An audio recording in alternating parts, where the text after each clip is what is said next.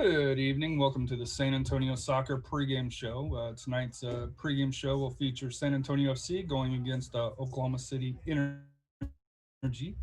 Kickoff will be at 8 o'clock at Toyota Field. Of course, no fans allowed. With me tonight is Mr. J Check. You can follow him at Check Footy on Twitter, and he has his preview already up at bluishmoonblog.wordpress.com. Jonathan, how are you doing this evening? Doing fine. Doing Another fine. game. We're almost through this busy stretch. Also with me is Rafa. You can follow him on Twitter at SA_Crimson_Idol as well here. One thing that I have to ask him for is on his profile here, he says he's a USSF/NSCAA nationally licensed coach. So what licenses do you hold there, Rafa? I actually have the National D, the National Youth, and the National Goalkeeping License. And going to be joining us probably a little bit later is Royce, and like I said, I have an introduction for him when he gets started here, when he gets on. But unfortunately, he was called away by the missus, and as we all know, when the missus calls, you better answer for that here. So we're going to start off with a recap here. It was an exciting 1-1 match between Austin Bold and San Antonio FC. And a late tie, scored by Jose Gallegos, or goal scored by Jose Gallegos. I know Rafa and I last night kind of talked about, or I guess on Monday talked about it, the game here. Jonathan, your comments from this past week? Well, SAFC, to their credit, didn't give up. Something we've seen not just this season, like in that first game after the restart where they conceded late against RGV, but we've seen for the last few years they have a propensity to concede late goals rather than score them. So nice to see a change of pace there. Um, but I think we might have started to see this busy stretch of 5 matches in 15 days taking its toll on SAFC, because it probably shouldn't have been that close. But again, you just gotta try and snatch that equalizer late, which they did, and take the point and move on because they didn't have much of a chance to rest. Yeah, so I know for me, and I know we kind of talked about it and be interested to get your view, was with the lineup with how narrow it was in the middle, with having Pirano and Jose, right behind the two forwards. I know Rafa mentioned that he'd like to see a little bit more wing presence, on the outside. Your thoughts on anything like anything on that Rafa was pointing out, or Rafa, of course, can expand a little bit more on that if needed. Uh, in that game, I don't know if it would have made much difference because to me, Austin was especially once they got their goal. Of course, they were really just repelling everything SAFC threw at them. Um, so I've said it before. I'm not exactly sold on having Gallegos and Pirano on the field at the same time. I feel like they do too much of the same things, but uh, then again, we were saying with Austin, with a team that doesn't have the strongest defense, typically, again, on Saturday night, it was a different story, but typically it isn't necessarily a bad thing to have two crafty playmakers running at that defense. So, Rafa, any final thoughts on the game from this past Saturday? So I'm making sure I got the right days right here. Between the Bold and San Antonio FC. Yeah, just to follow what Jonathan was saying is, we just got to figure out, you know, as far as the lineups, maybe it's not a good idea to have both of the young studs in there. I think in a rotation, kind of like what they did on the road trip, it's I think better, But I can see where Marcino was going as far as trying to, what John mentioned about the defense. I think he was trying to get that goal, but it kind of backfired a little bit on us. But luckily, like I said, he got it. One of them got the goal to tie it up, and we got the point, salvaged the point. So we want to move on to the next. So we're gonna move on. Like I said, I was hoping Royce would be able to catch back up with us, but Unfortunately, he's still missing out here. So we're going to move up to kind of the preview with the energy here. I think going in, the two big things here that kind of stand out is who's going to get gold 200 for San Antonio FC tonight. I think that was a great question posted by. Hold on, let me give credit here. By Jacob Tingle at Tingle JK. For that here, he put a post that he's saying that Pirano is going to score goal 200 for SAFC. Rafa, who if you were to kind of pick, who would be your guy that's going to be scoring goal number 200? I think one of our forwards is probably going to get the first one in. We don't know the lineup. It could be. Yes, we do.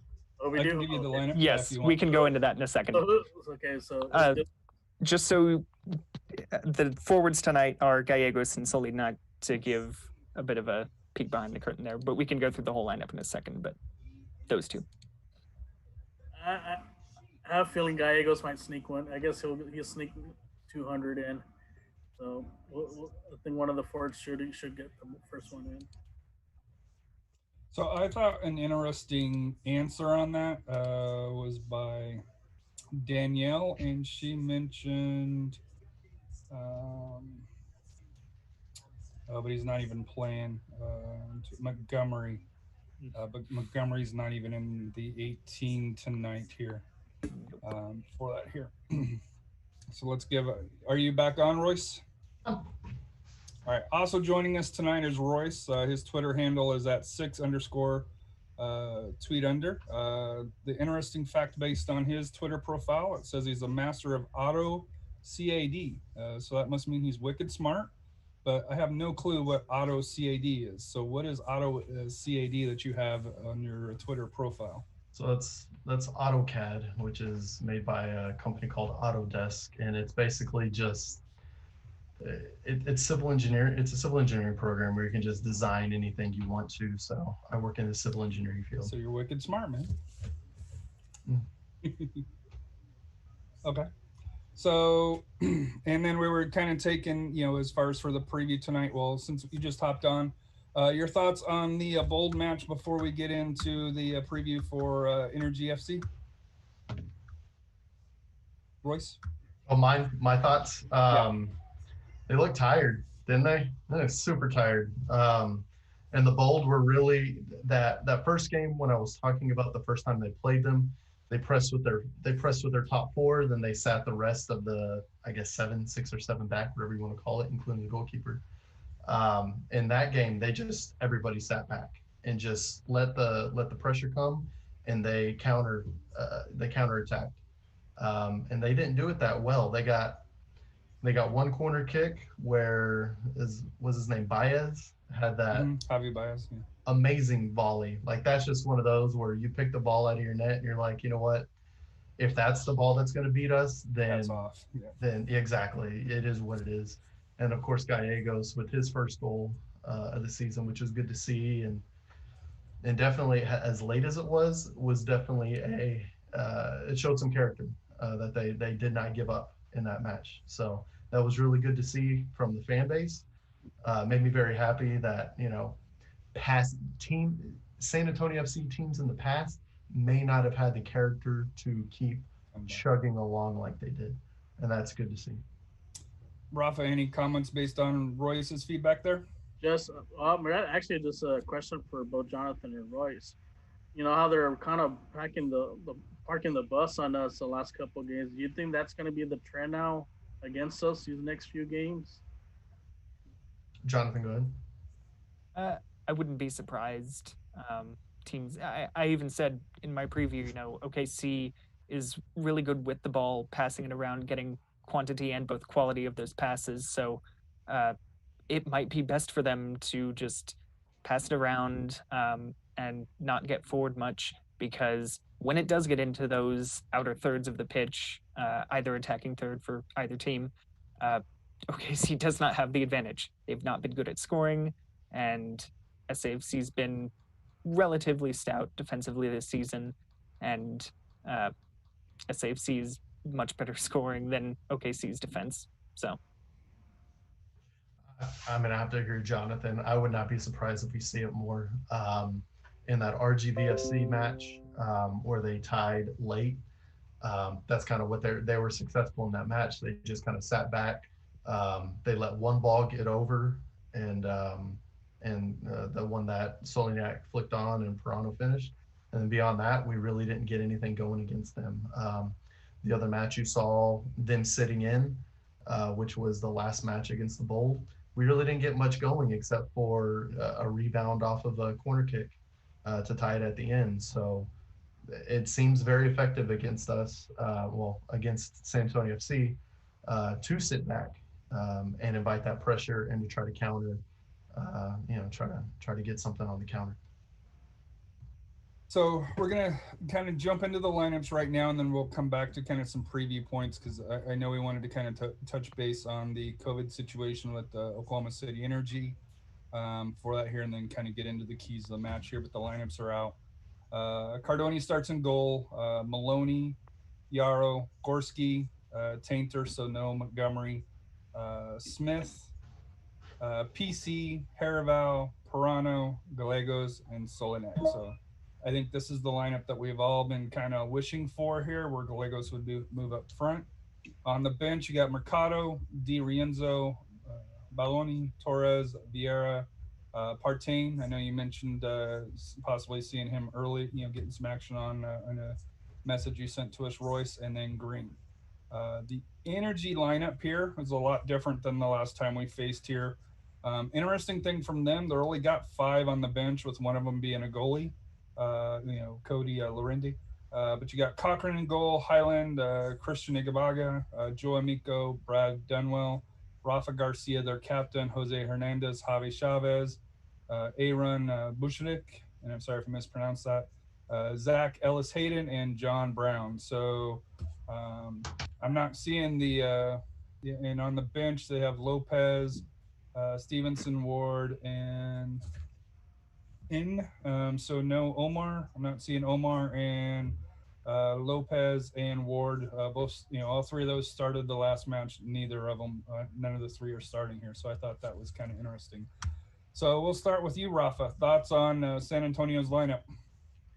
That's a good lineup, just changing it up. But I'm so concerned about having both Pirano and Gallegos on the field, at the same time. I know one's getting pushed up to the forward position and one's, in the central mid, attacking mid, but still, I like to see one of them come off the bench as a change of pace or energize the team as a sub. So I like to see that. But our midfield, it's great to see Haravu back. I mean, he really does a lot of the defensive mid, holding back, stealing the balls, and PC does a lot of the dirty work and sends those balls through. So I'm sure they're gonna have a good game.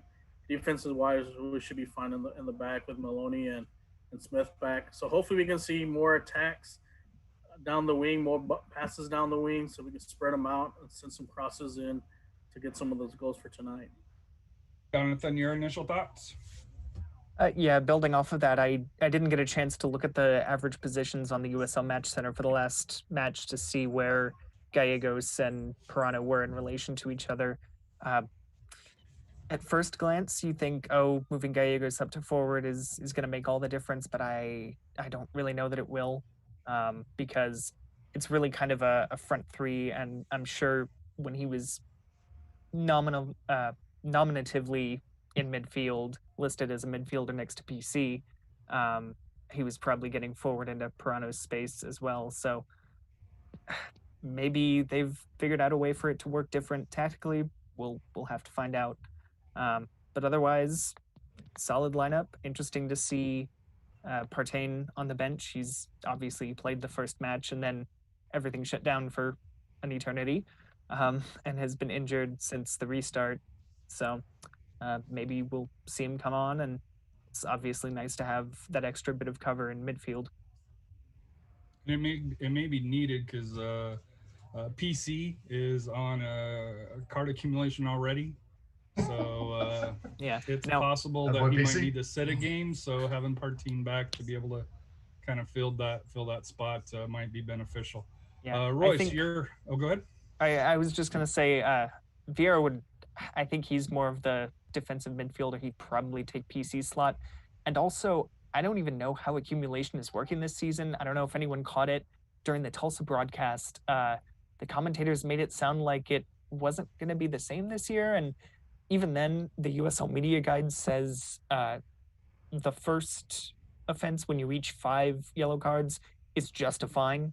I don't know if Oh, that so it's not was the 1 game suspension like it's been. not until the 8th yellow card. And now Oh, I don't so know if nice. I don't know if that was something they did post-COVID, pre-COVID. I don't know. Well, no, but at the season for the long season, it was at 5 because I know they still had the same rules as last year where you could have, if you were a good kid for, for 5 matches, you'd lose a card, that type of situation. So, but that is interesting. Royce, your thoughts? Pardon me? Okay. Royce, your thoughts? I'm looking at the average positions for the last game as Jonathan was talking. It looks like literally Dorinzo, Solniak, Gallegos, and Pirano are all sharing the exact same space just outside of the opposing middle of the box to the opposing goal. So they all look like they're in the exact same position. I would hope. Why. Exactly. Does SAFC only have 8 players? Oh, they're all stacked on top of each other. Yeah, pretty much. That's almost what it looks like. You would obviously hope that Gallegos gets pulled out a little bit to maintain that formation. And I think if we attack on that right side, I think that should be a pretty deadly counter. Obviously, with Maloney being over there covering, I think you can have Jose come out, PC. My favorite thing about the position is PC and Haraval having that double pivot in the middle, not just depending on the one. I think that was an issue with the last match. We just had, was it PC back there? And then in the midfield, you had Pirano and Gallegos. That was a little sketch, especially on the counter. But obviously with Gallegos as a forward, he can get out, he can occupy that space in zone. What would that be? 18, 16, 15, zone 15, something like that.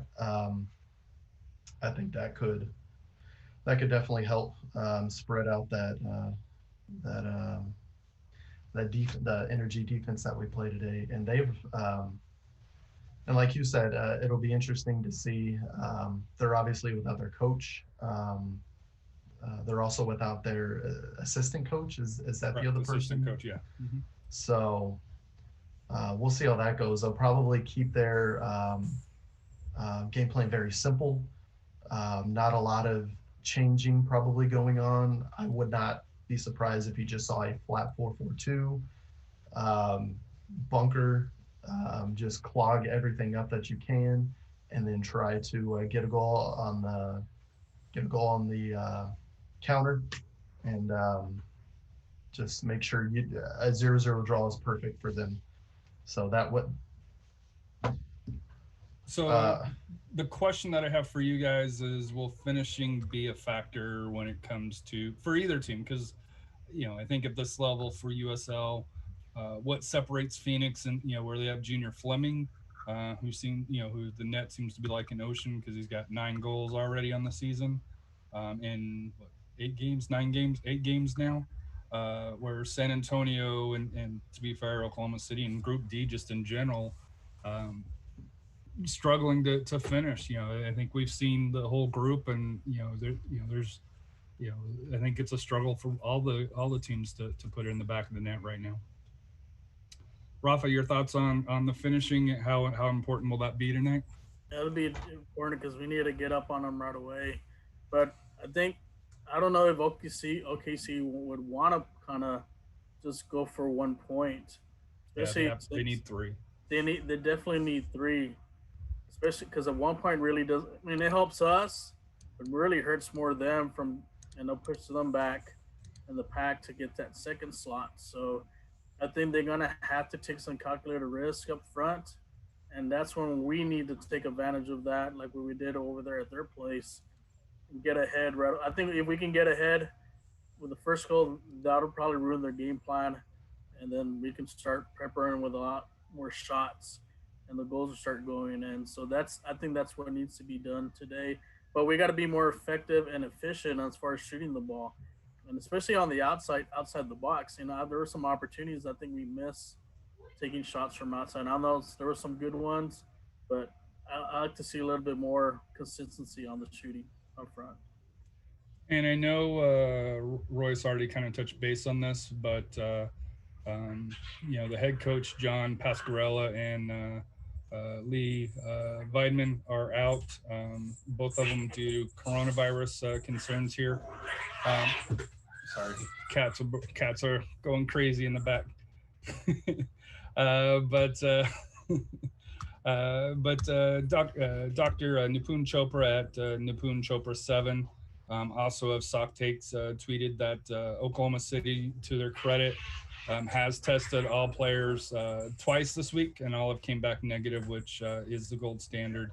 When it comes to testing, having two of those tests 2 to 3 days apart. So I think as far as for the COVID concerns, like I said here, number one, from all of us, and here in San Antonio, and on the pregame show here is hope Energy head coach John Pascarella and Mr. Veenman both recover and healthy and on the sideline again soon. But second, and I know I kind of touched base with this on the show here with you, Rafa. So we'll go with Royce. How do you think that impacts the energy? Obviously, lineups pregame probably can still do, but during the game, in-game adjustments, do you think that'll have an effect? What'll be interesting to see, and where it's really going to take place is gameplay. So, say San Antonio FC goes up 1 early, then that's when you'll see it really take effect. If their game plan coming in really works, and we're in, it's 0-0, or if they score the first goal and San Antonio doesn't score for the first hour or so, then they really won't be too bothered by it. They'll definitely, they'll just keep up with their game plan, and they know they came in with a good battle. But if San Antonio FC goes up early, it could get ugly. I'm not saying we're going to see a 9-0 LA Reno LAFC, or not LAFC, LA Galaxy 2 Los Dos. Correct. Los Dos, exactly. Not saying we'll see that, but you would understand why you would see that. At the same rate, if you're San Antonio FC, I know they're tired, but man, you've got to get these 3 points at home.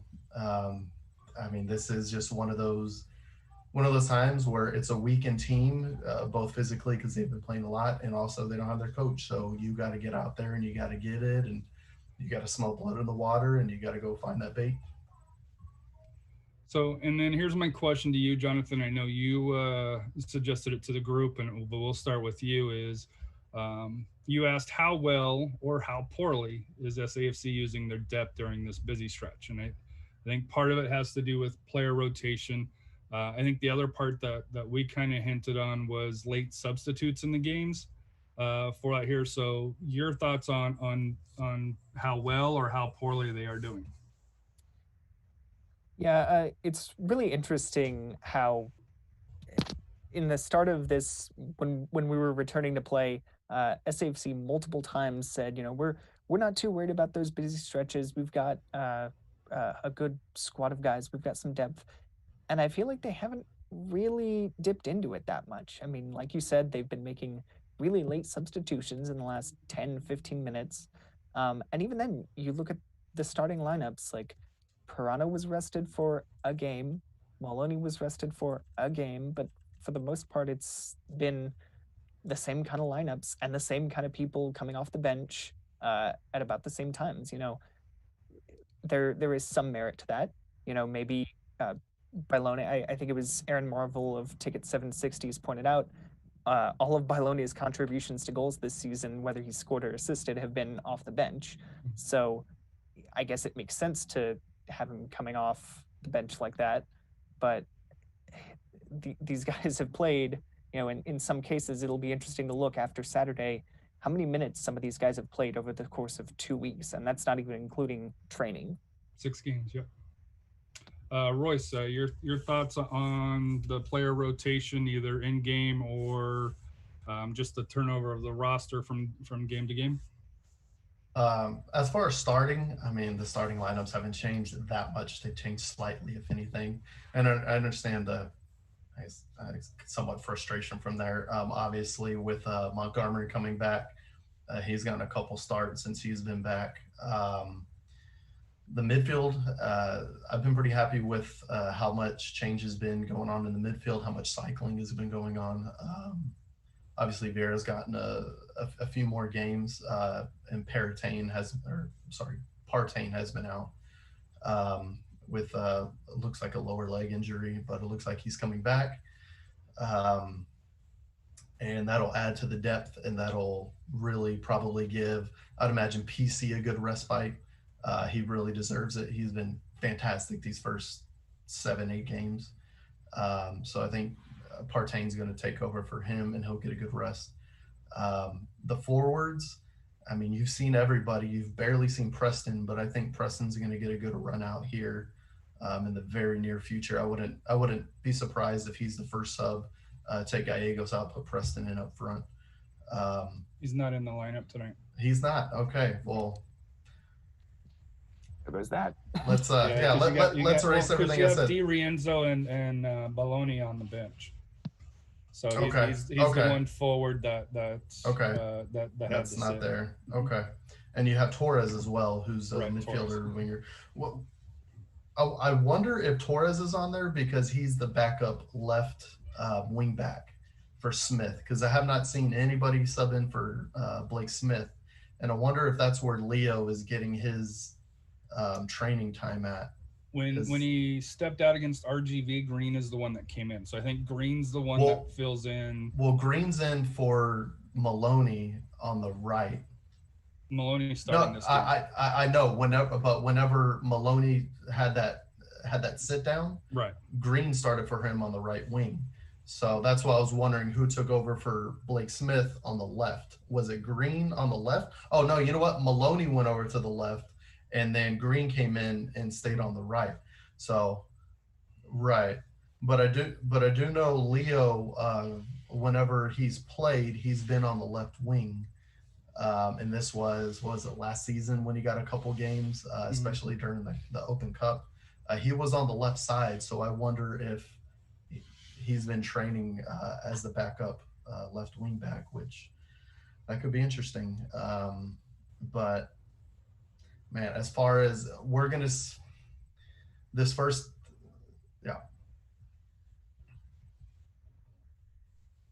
yeah, I think as far as for the lineups for me, I think the only changes is I'd like to see a little bit more in-game substitutions a little bit earlier. I think Solinag is the one that, out of everybody in the lineup, I think Solinag has played probably the most minutes, because I don't remember him coming off really at any.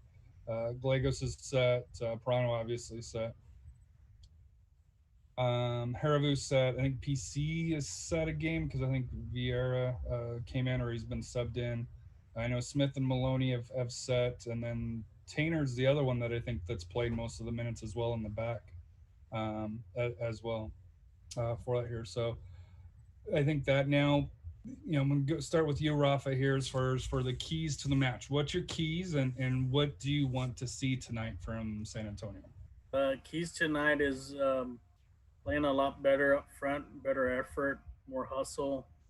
Can't go start out flat like we did Saturday, because they're gonna, like I said, OKC is going to be playing for trying to win one for the Gipper, since he's not going to be there at the game. So that's the mentality they're going to have. So our forwards really need to create space, especially if they're playing that 3-5-2. I think they've been playing it incorrectly.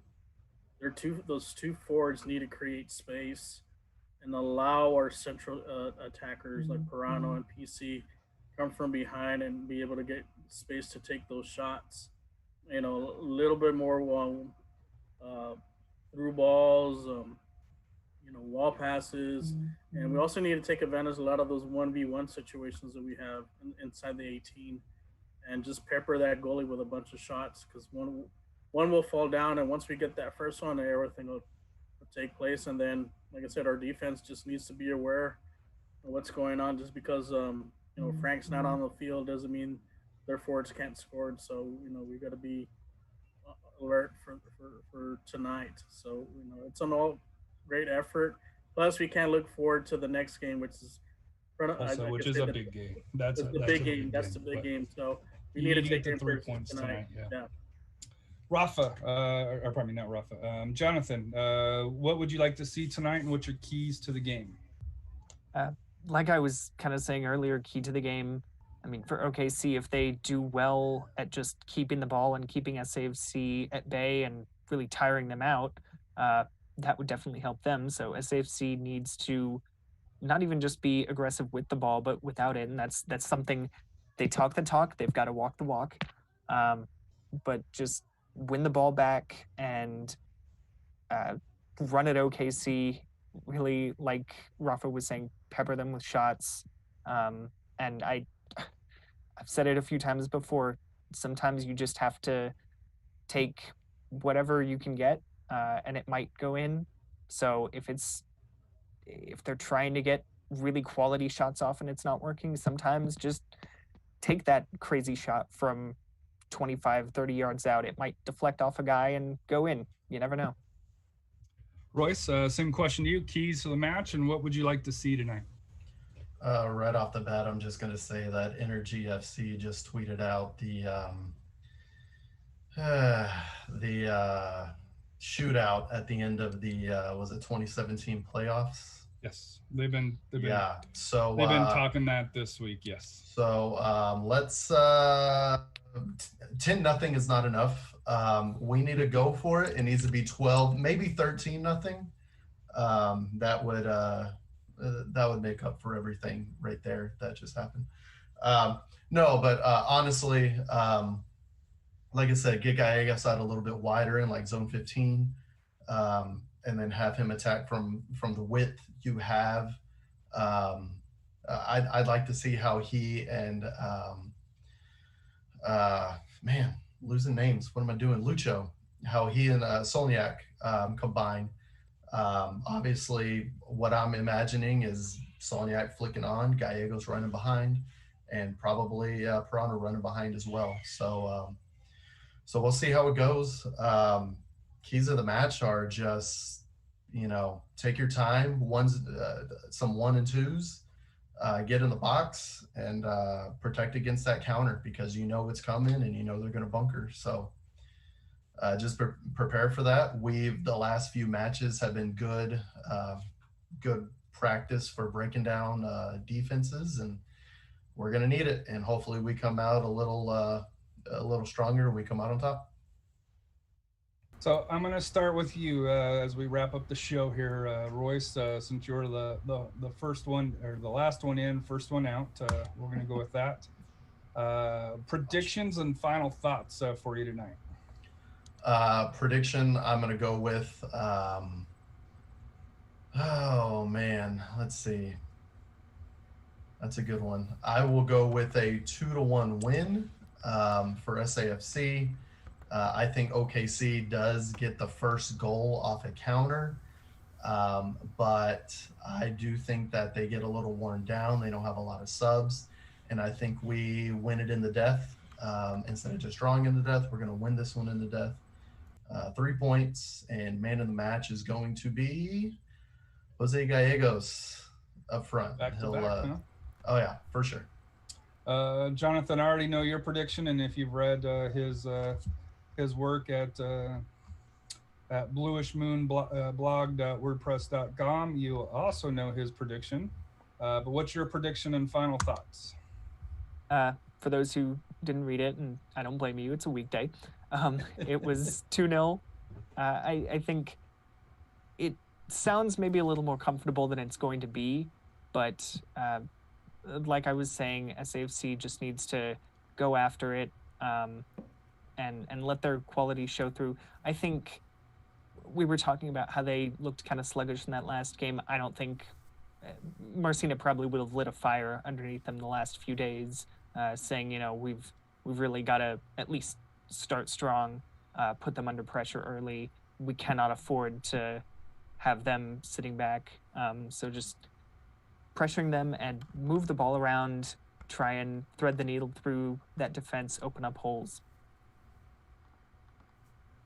And Rafa, your prediction and final thoughts. I predict gold number 200, 201, and 202 tonight with a 3-1 win. We'll get the first one, we'll get the second one, we'll get the third one, and then we may give up a cheap one at the end because we feel sorry for them. Send them backpacking to Oklahoma. So a 3-1 win, and then go on to the next one with the big one on Saturday. We do not feel sorry for a team that's going to go tweet out that shootout again like it's relevant today. Come on, get out of here. Yeah. Hey, that's all they've got to go off of, because they won in the playoffs there, and something like May 2016, and they haven't had any luck against SAFC, especially as of late. So they have to dwell on the past. Yeah, they can enjoy the hot weather tonight. So I know Scott asked his prediction before we started here. He said 2-1 San Antonio FC. For me, I'm gonna go 3-0, like what would happen in Oklahoma City. I think the defense is still solid. I'm not sold on Oklahoma City being able to finish for that here, and especially with the changes up front. I think they're gonna start to get that going. And like Jonathan mentioned, I don't think you're gonna have a back-to-back. I don't want to say lackadaisical start, where they came out tired. I think they're going to come out with a little bit more energy for it tonight, because Tulsa's going to be a tough match. They know that going in. Record-wise, looking at the standings here, just to kind of wrap up before we get out of here.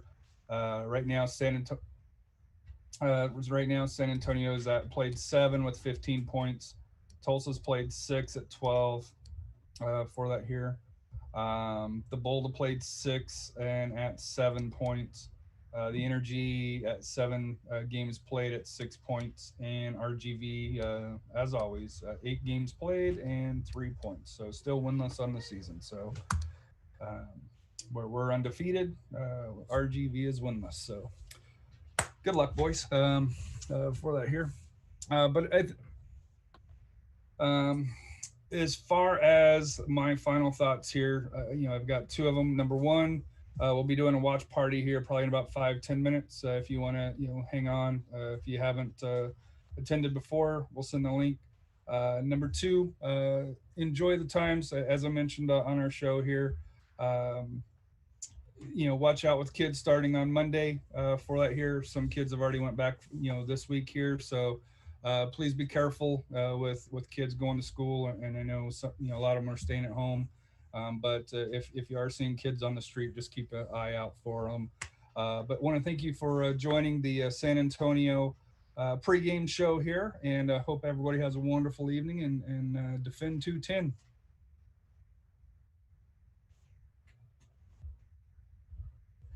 We have Scott.